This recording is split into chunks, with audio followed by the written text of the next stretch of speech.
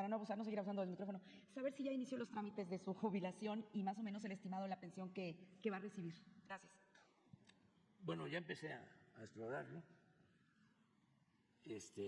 Yo trabajé 6 años en el INI, en el Instituto Nacional Indigenista, de 1977 a 1982, y pagué al ISSSTE mi cuota.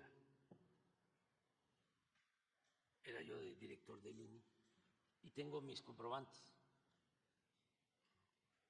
Luego trabajé 5 años en el INCO, en el Instituto Nacional del Consumidor, pagué al ISSSTE, nada más que ahí pasó algo muy especial. Como me fui después de candidato a Tabasco por el Frente Democrático Nacional en el 88,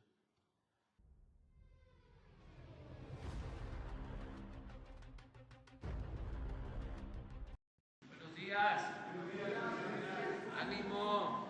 Bueno, pues como todos los martes, cada 15 días se informa sobre seguridad. Vamos a iniciar con la sección de cero impunidad. Sí, tenemos 3 extradiciones realizadas por la Fiscalía General de la República, requeridas por las Cortes de California, 2 y por la de Nueva York, por delitos como homicidio, tentativa de homicidio, homicidio en segundo grado de un bebé y homicidio intencional, toma de rehenes y asociación delictuosa. Detenciones relevantes, tenemos esta de Carlos N., por el delito de desaparición cometida por particulares. La detención relevante de Daniel N., presunto integrante del grupo delictivo de la familia michoacana. Él fue detenido por la Fiscalía General de Justicia del Estado de México. Joaquín, Jonathan y Brian Manuel, ellos fueron detenidos por la Fiscalía del Estado de Guanajuato. Delito de homicidio calificado de 6 integrantes de una familia, 4 mujeres y 2 menores. Los hoy detenidos habrían ingresado al domicilio, a un domicilio ubicado en la colonia industrial de León, Guanajuato, lugar donde privaron de la vida a las 6 víctimas con arma de fuego. Vinculación a proceso de María del Rosario N., delitos de desaparición cometida por particulares, homicidio calificado y feminicidio y tortura cometido en agravio de 3 hermanos González Moreno, esto en Guadalajara, Jalisco. Esta otra sentencia de 171 años y 6 meses de prisión y 115 años de prisión a Jesús y Eduardo, tras acreditar su responsabilidad en los delitos de homicidio calificado en grado de tentativa y homicidio contra servidores públicos en grado de tentativa. Todo ello ocurrió en junio del 2021. La favorecida es Janet Miriam.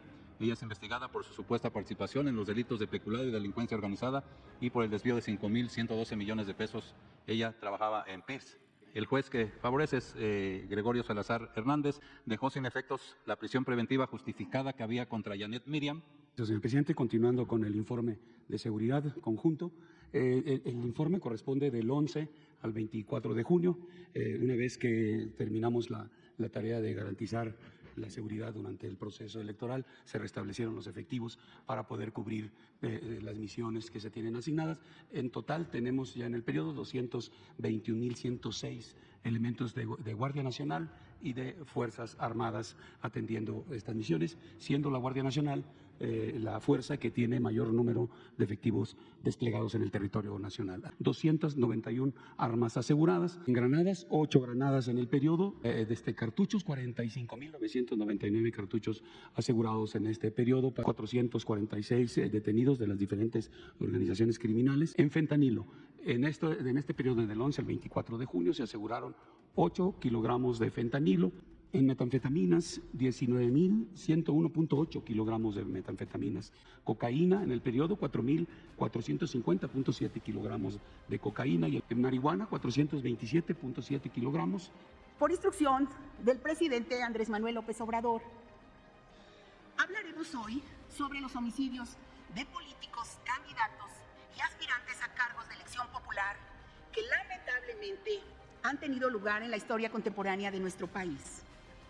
Recordar que en 1988, a unos días de la elección donde contendió para la presidencia Carlos Salinas de Gortari del PRI, fueron asesinados Francisco Javier Obando y Román Gil Heraldez, los operadores estratégicos de la campaña del ingeniero Cuauhtémoc Cárdenas Solórzano. El 23 de marzo de 1994, en el periodo salinista, también, lamentablemente, fue asesinado Luis Donaldo Colosio, candidato a la presidencia de la República por el PRI, y meses después también mataron al secretario general del PRI, José Francisco Ruiz Massieu. En 2004 se registró el homicidio de Guadalupe Ávila Salinas, candidata del PRD a la presidencia municipal de San José, Estancia Grande, Oaxaca. Para el 28 de junio de 2010, cuando Felipe Calderón era presidente de México, acribillaron a Rodolfo Torre Cantú, candidato del PRI a la gobernatura de Tamaulipas, y quien en aquel momento se perfilaba como el aspirante con mayores posibilidades de triunfo.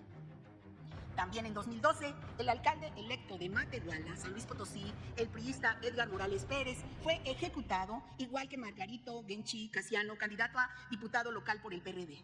En 2015, Enrique Martínez Salcedo, candidato de Morena a la alcaldía de Yurecuaro, Michoacán, fue asesinado. En el proceso electoral de 2018 se registraron los homicidios de 20 candidatos, 7 de los cuales contendían por una presidencia municipal, así como Fernando Purón Johnston, quien buscaba una diputación federal por el PRI.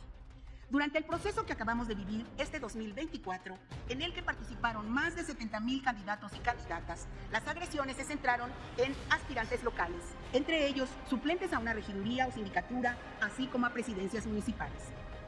Desafortunadamente, en este periodo tuvo lugar el homicidio de 12 personas candidatas registradas oficialmente ante los institutos electorales locales. En este tiempo, hemos visto el interés de grupos opositores al régimen actual para generar alarma y la idea equivocada de que México vivió el proceso electoral más violento de la historia reciente. Pero esto no es así. Se trata de campañas que pretenden desprestigio al gobierno.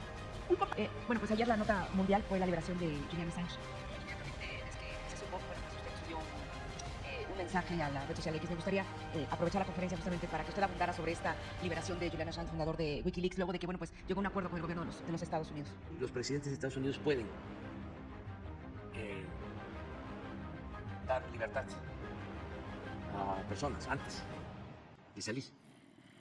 Es una facultad que tiene, es parte de la tradición de los gobiernos de Estados Unidos. Está en sus leyes. Entonces, antes de terminar, le envié una carta para que le concediera el indulto. Me permito apelar a su humanismo, a la cordialidad y al respeto que ha caracterizado la relación entre nosotros y a su actitud de amistad para con México y nuestro gobierno, para hacerle una petición especial en torno a la situación del señor Julian Assange. En su reclusión en Londres, la salud del señor Assange se ha deteriorado severamente y se encuentra en riesgo real de morir en prisión. Si logra salir con vida de esa situación, enfrenta una posible condena de cárcel por muchos años en Estados Unidos. En mi opinión, aunque haya actuado de manera equivocada, es una persona movida por ideales y principios. Y pienso que por ese hecho debiera ser merecedor de compasión. En hora reciente he sabido que usted, siguiendo una noble tradición institucional de su país, dio una muestra de benevolencia al conceder indulto a varias personas y considero oportuno rogarle que le extienda al señor Assange y le otorgue un indulto a fin de que pueda ser liberado. Si usted accede a mi petición, el gobierno de México está dispuesto a ofrecer las facilidades necesarias para que el señor Assange viaje de inmediato a mi país, en donde sería recibido en calidad de asilado. Desde luego, de acuerdo con las leyes internacionales que rigen el derecho de asilo, México garantizaría que de esa situación no se derivara amenaza o afectación alguna a los intereses de Estados Unidos. En caso de que usted decidiera responder afirmativamente a esta solicitud, podría afirmar públicamente que lo hizo en respuesta a una petición de mi parte. Le expreso, presidente Trump, mi aprecio y mi estimación de siempre, su amigo. ¿Recuerdan? Estuvimos en enero del 23 en la cumbre de América del Norte. Estuvo el primer ministro Trudeau, estuvo con nosotros el presidente Biden. Estuvimos como 2 o 3 días juntos. Y le entregué esta carta, estimado presidente Biden. En la relación entre nuestras naciones son muchas las cosas que compartimos. La búsqueda de prosperidad de nuestros pueblos, la interdependencia de nuestras economías, el aporte de nuestros ciudadanos, la confianza entre gobiernos y la relación de respeto entre nuestros países. Las constituciones de ambos estados se basan en valores democráticos, de libertad y de justicia. En la primera enmienda, la Constitución de los Estados Unidos de América establece la defensa de las libertades, como la libertad de expresión, de palabra y de prensa, principios sobre los que se fundó la Unión Americana. La Constitución mexicana protege las libertades individuales y los derechos sociales. Con la confianza que otorgan los valores y objetivos compartidos y la amistad franca y sincera, me permito abordar el caso de Julian Assange, periodista australiano que lleva 12 años privado de su libertad. En abril cumple 4 años en una prisión de máxima seguridad en Londres, esperando un juicio para ser extraditado a Estados Unidos. Diversos organismos internacionales y civiles, legisladores, líderes políticos, gobernantes y periodistas demandan su libertad por violaciones a sus derechos humanos y al Tratado de Extradición entre Estados Unidos y Reino Unido, que prohíbe la extradición por motivos políticos. Los tribunales de Londres reconocen que la vida del señor Assange corre peligro si es extraditado. Existe consenso entre destacados especialistas de que este caso sentaría un grave precedente que vulnera el periodismo en todo el mundo. En ello coinciden más de 25 organizaciones civiles por la libertad de expresión de Estados Unidos, así como medios importantes como el New York Times, el The Guardian, el Le Monde, Spiegel y El País, quienes por cierto publicaron la misma información que el señor Assange. Hay otros elementos. En noviembre de 2022, el Departamento de Justicia de Estados Unidos publicó nuevas directrices sobre la libertad de prensa. En ellas se estipula que los periodistas tienen derecho a solicitar, recibir y publicar material clasificado por causa de interés público. Al menos 17 de los 18 cargos en contra del señor Assange, cargos de la ley de espionaje, violan estas nuevas disposiciones de la justicia. Por tales razones, de manera respetuosa, le pido que en uso de sus facultades de autoridad moral pueda solicitarle al fiscal general de Estados Unidos, Merrick Garland, se revise la legalidad de las acusaciones, así como la petición de extradición que la sustentan. Me atrevo a hacer esta solicitud, pues considero que además de ser una injusticia, este caso afecta a la imagen de Estados Unidos en el mundo. Lo he expresado en otras ocasiones. La Estatua de la Libertad no debe quedar como un símbolo vacío.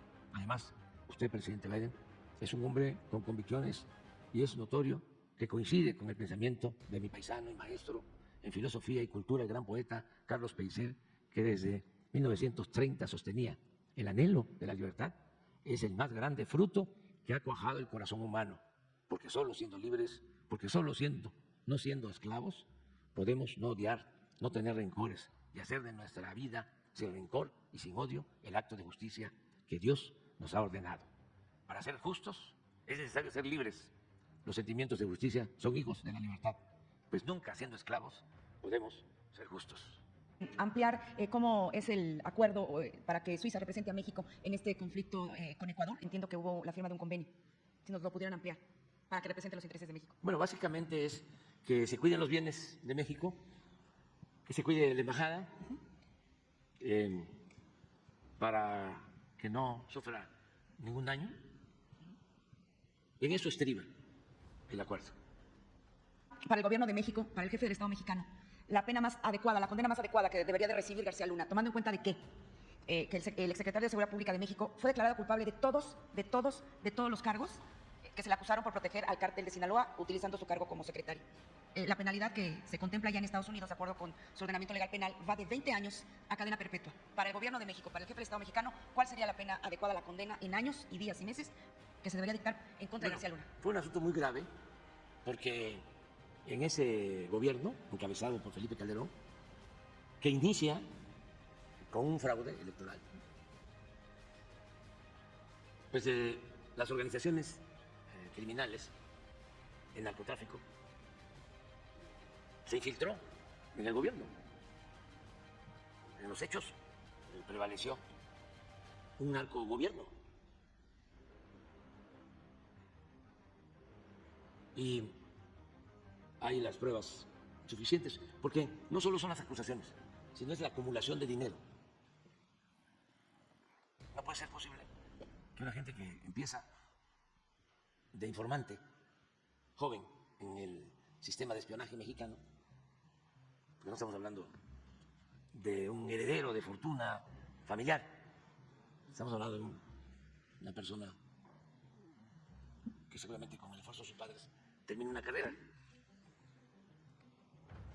Y en relativamente poco tiempo, 20 años, llega a acumular tanto dinero. Ahora que venga Pablo Gómez, va a informar seguramente de la acusación por corrupción en elementos. De esos 40,000, ahora hay 120,000. Para no abusar, no seguir abusando del micrófono, saber si ya inició los trámites de su jubilación y más o menos el estimado de la pensión que va a recibir. Gracias. Bueno, ya empecé a explorarlo.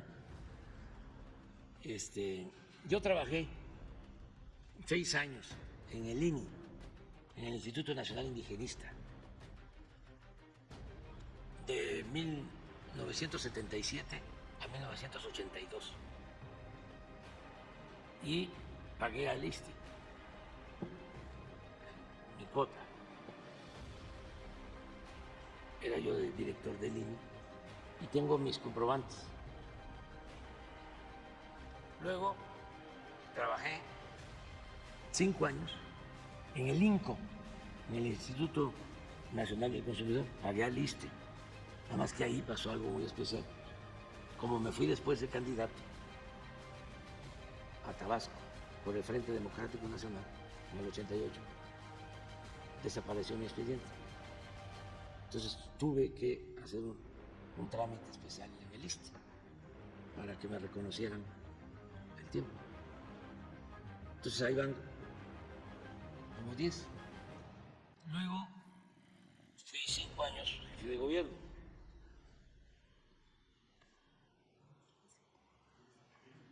$15.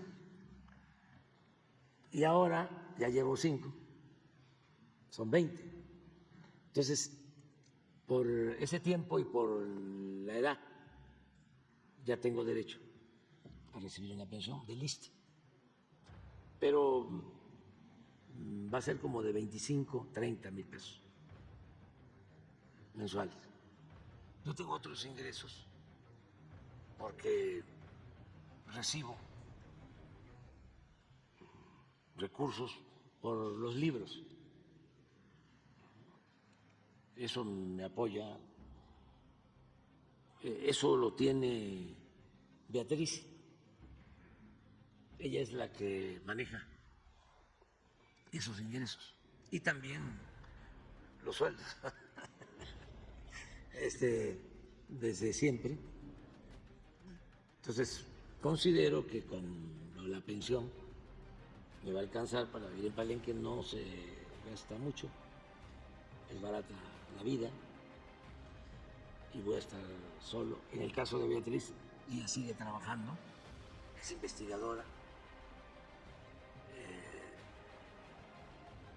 tiene además de ser maestra de la universidad en Puebla, tiene lo de el cargo de investigadora. Creo que es B. ¿Cómo le llaman a eso? Investigadora nivel 2. Nivel 2. Entonces, aparte del sueldo del Sistema Nacional de Investigaciones. Entonces, ella tiene su vida hecha en eso, se dedica a eso, va a seguir trabajando en eso. Y lo que recibimos por los derechos de autor, ya decidí que son para ella y para Jesús. Yo no voy a gastar pues ya prácticamente nada, muy poco, porque ni modo que voy a andar con traje en Palenque, ¿no? Voy a estar muy cómodo con mis guaraches que me regalan de Oaxaca, ni con la ropa normal. Y además, como hay un poco de calor, camiseta. Hay la pensión del bienestar, ¿sí? Que ya tengo ahí ahorrado porque no he cobrado. Lo estoy dejando ahí para cuando yo me vaya. Estar bien con nuestra conciencia y estar bien con el prójimo. Y solo siendo buenos podemos ser felices. No hace falta, en el caso de la política, la perversidad. No hace falta actuar de buena fe, servir, tener el amor al pueblo.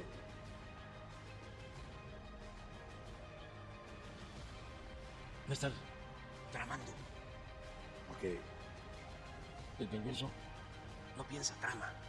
Eso lo vamos a hacer. Nada más les voy a decir que vamos a despedirnos. Va a ser fiestón. O sea, se van preparando, ¿eh? Porque el lunes, el martes es el día de la entrega de la banda, que es martes primero. El 30 es lunes, ese día, porque va a ser la última mañanera. Una, dos preguntitas. Mire, me voy a despedir y fiesta. ¿Eh? Puede ser chocolate, café, tortas de lechón, tamales, cochinita pibil, zacahuil. Sí, unas tortas de tamal, tortas de chilaquil, la guajolota,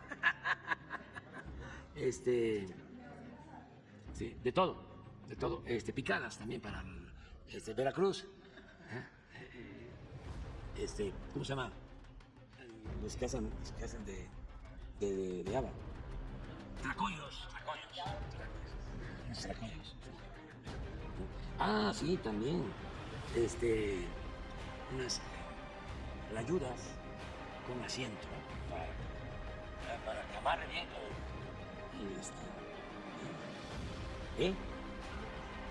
Pan de calzón de compiza, además que ese sí es. Sí. Pan de burro. Pan de burro. Queso. De todos. Sí. Y chanchamitos. Tantas cosas. Garnachas. Bueno, vámonos. Burritos. Machaca.